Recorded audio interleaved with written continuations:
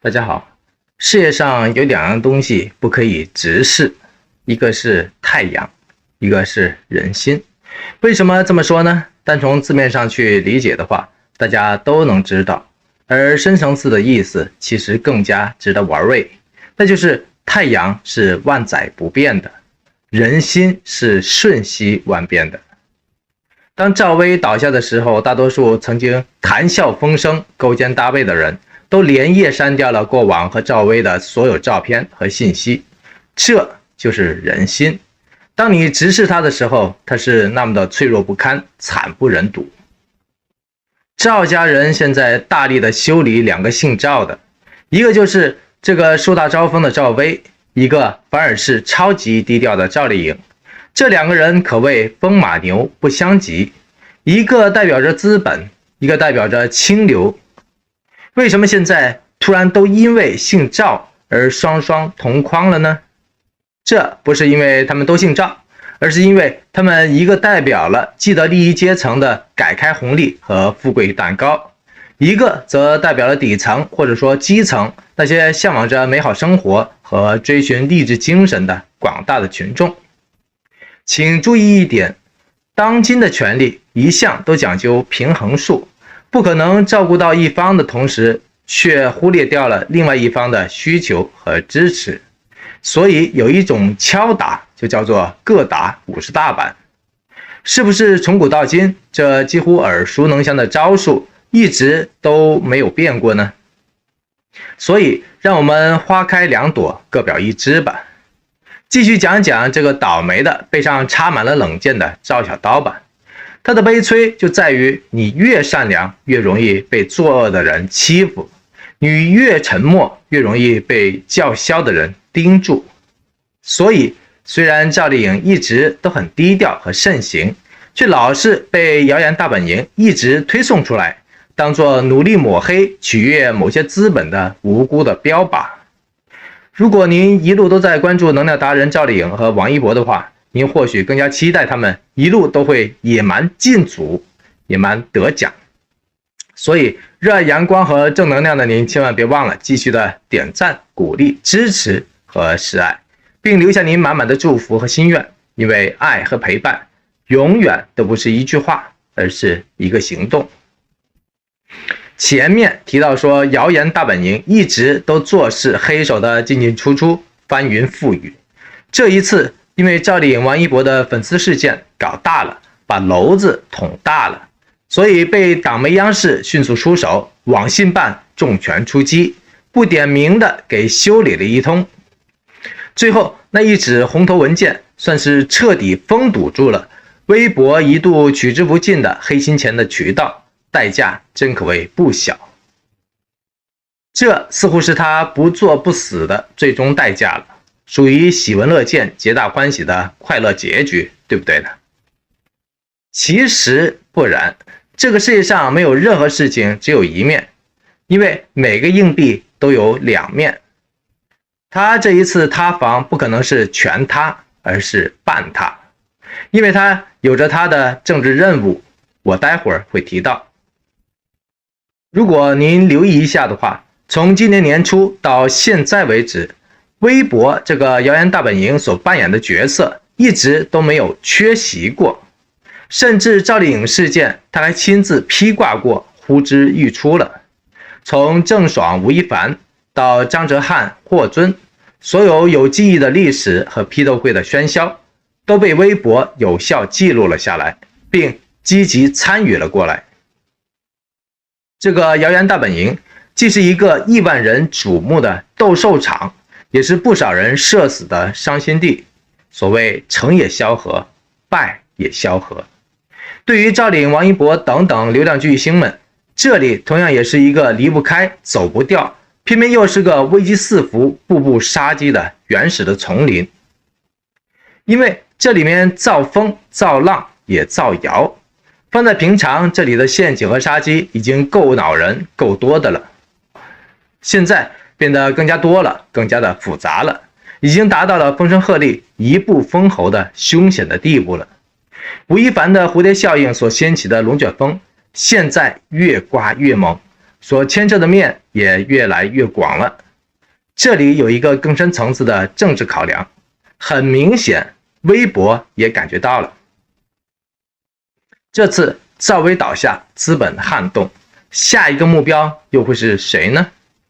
除了最高领导层，谁也不可能知道，因为政治本来就是一个披着神秘面纱的，可以碾碎任何势力的，完全没有天敌的巨无霸。站在这个层面上讲，谣言大本营微博也是个手足无措的受害者，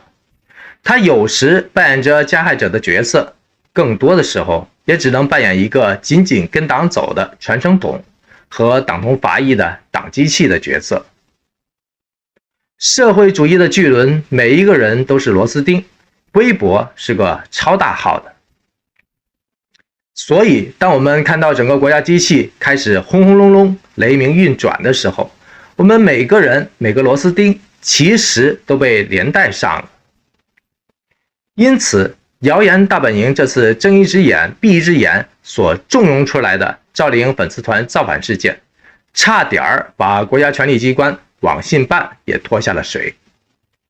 引起了权力机关的高度紧张和震怒的同时，迅雷不及掩耳的网信办就迅速下达了一纸强化整改的通知，传达了中央紧张的神经。那么您猜谣言大本营怎么处理的呢？这一份明明针对谣言大本营微博的措辞严厉的管理通知，居然又被某些心怀鬼胎的黑心人想借力打力，添堵添乱了，而且还貌似成功了。您猜怎么着？8月27号的这一天，谣言大本营同时约谈了赵丽颖、王一博这两大受害顶流的工作室，表达了谣言大本营对恶意拉踩、引战现象的零容忍的态度，强调了自己建立清朗网络生态环境的决心云云。除了冠冕堂皇，就是冠冕堂皇了。发布稿当中通篇都是了无新意，然而背后的趣味点却留下了2个，让我值得一提。第一，这次约谈主要提出了3+1个警告，虽然还是内容空洞，了无新意，但很明显是把中央精神完完全全的推卸到了赵丽颖、王一博的身上，也就是中央网信办明文要求微博整改的文件内容，居然变成为了赵丽颖、王一博的工作室需要注意的地方了。怎么样？谣言大本营不是吃素的吧？这种借力打力、借力的使坏，是不是够蔫坏损的呢？明明人家做不到的管理职责，他硬是给人家套上了。也就是说，下次出了问题还是你来担责，因为我已经说过了，所以下次至于你能不能做得到，我就不管了。是不是厉害呢？我解释的够不够清楚呢？如果您还是有些迷惑的话，无妨，欢迎您在评论区当中写下2个字的感受，一个是清楚，一个是迷惑。欢迎您畅所欲言，畅聊观感。第二，就更加诡异了。谣言大本营表明，本次约谈所传达的零容忍的态度以及清朗的决心，不只是针对赵丽颖、王一博这2家的工作室，还会面向全平台的明星及其经纪公司。所以你既然不是针对2个人的，而是针对所有人的，那么一纸公告不就得了吗？为什么非要大张旗鼓搞了一次貌似游街示众、当众点名批评的新闻话题出来呢？害得2个人果然转天就被拿出来继续烘焙了。中国有一种隐形的特色不为人知，也就是另出中南海，各有各解读。最近强制接种疫苗的事件就是一种典型的案例了。至于说受害者们，始终都是任人鱼肉、无力反抗的弱者，不可能是执行政令的人或者传话的人。也就是说，粉丝造反事件被中央机关一锤定音之后，事情本来已经过去了，权力机关只想敲打一下、警戒一下挑事儿和犯事的人，也就是整改的对象那个微博。然而很明显，那个不想承认失败的一方还是心不死志不衰，还想把两个根本就不敢惹事的人再推出去一次，成为二次的受害者，继续变着法子去煽风点火、挑拨事端。这手法您是不是很眼熟呢？我说过，微博的本事一直都没变，只会更加的嚣张，更加的龌龊了。这个微博说白了长本事了，它就是变异的中国的推特。想想看，它为什么那么的本事呢？美国的特朗普被推特封杀之后，马上就跟数以千万计的粉丝们失联了。即便特朗普换了其他家的联络工具，都的确没有推特那么好用、那么方便和影响力。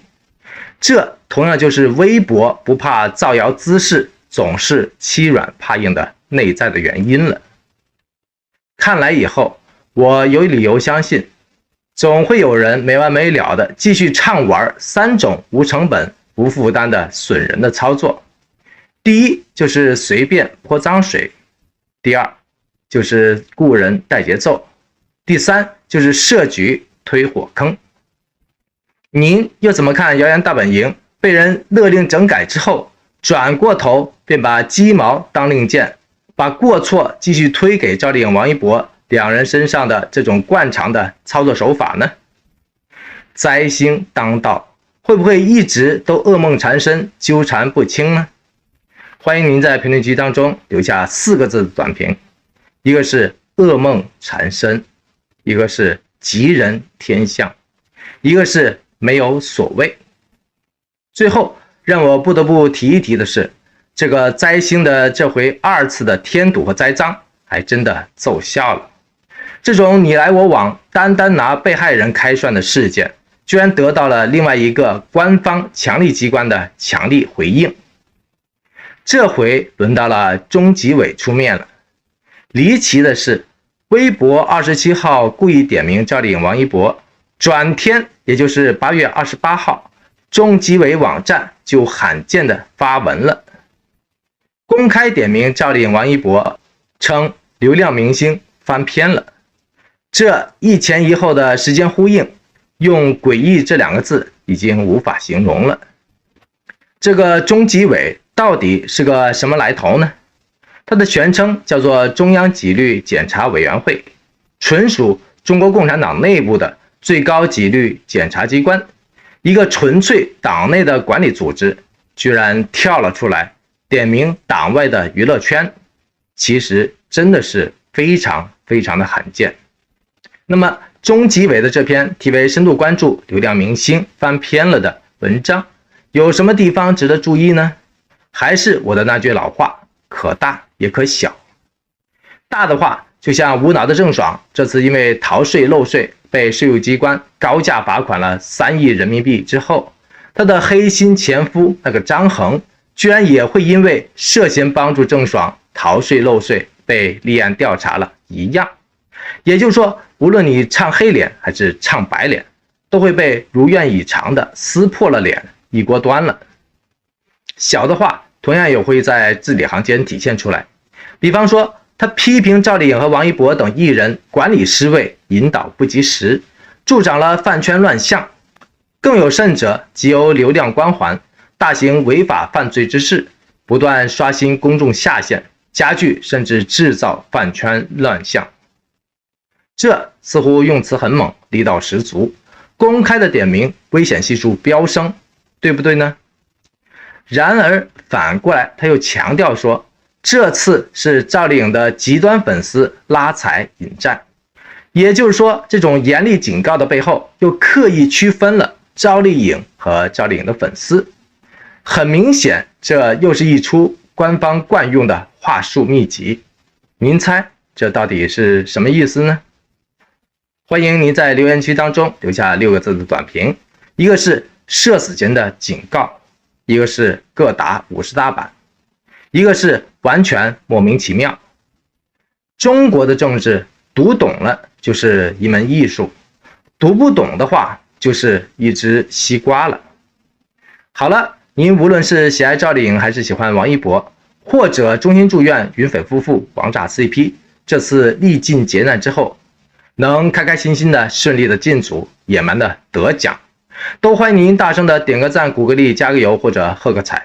因为您的所有爱心、鼓励和支持已经证明了2、3次了，都是达成心愿的无形的能量。这些无形的能量慢慢汇聚起来的话，就是能够影响未来的、营造光明的巨大的能量场。这种能量场终有一日会为您拨开云雾，迎来阳光，更会影响到更多的人，包括您所钟情和喜爱的人。世事难料，风雨飘摇，爱一个人就请时常的大声的说出来。同样，我也欢迎您点赞、鼓励、订阅、转发和支持本频道，因为这里有爱、有光，也有盐。多谢您的一路的陪伴和宝贵的时间。